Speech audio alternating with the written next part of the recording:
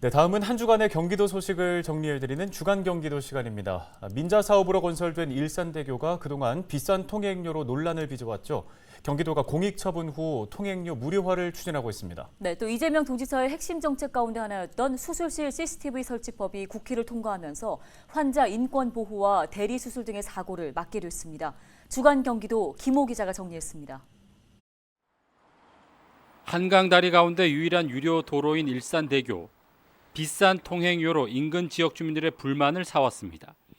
경기도가 일산대교의 무료화에 나섰습니다. 이를 위해 국민연금공단이 가진 사업 시행자 지정을 취소하는 공익 처분을 결정했습니다. 공익 처분은 공익 증진을 위해 민간 투자 사업의 대상 사업 지정을 취소하는 민간 투자법입니다.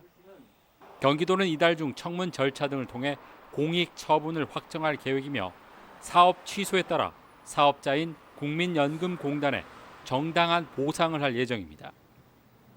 경기도는 일산대교가 무료화되면 도민들의 통행료 절감 외에도 2,232억 원의 시설 운영 비용 절감, 교통량 증가에 따른 3천억 원의 사회적 편입 효과 등이 나타난다고 밝혔습니다.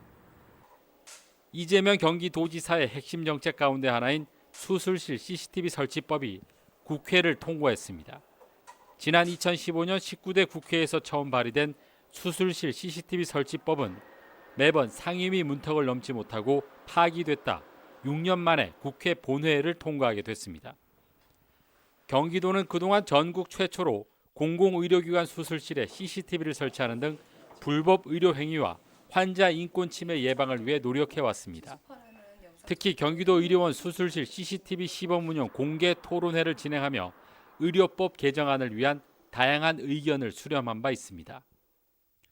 경기도 북부소방재난본부가 119 구급대원을 폭행한 60대 A씨를 긴급 체포했습니다. A씨는 지난달 19일 119 구급대 이송 과정에서 이송이 빨리 안 된다는 이유로 욕설과 함께 구급대원의 얼굴을 수차례 폭행한 혐의를 받고 있습니다.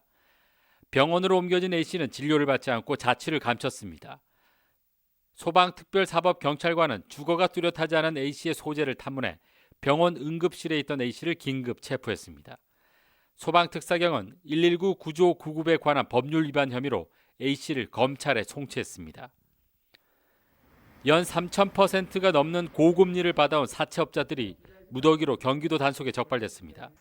경기도특별사법경찰단은 취약계층이나 소상공인을 상대로 연리 3,338%의 고금리 불법 배부 행위를 한 대부업자 23명을 적발했다고 밝혔습니다. 이들은 주로 인터넷 대출 플랫폼 사이트에 대출 광고를 내고 유인해 모두 411명에게 63억 1,900만 원을 빌려준 것으로 드러났습니다. 경기도 특사경은 적발된 23명 중 12명을 검찰에 송치했으며 입건된 11명도 수사가 마무리되는 대로 검찰에 넘길 예정입니다. 헬로티비 뉴스 김호입니다.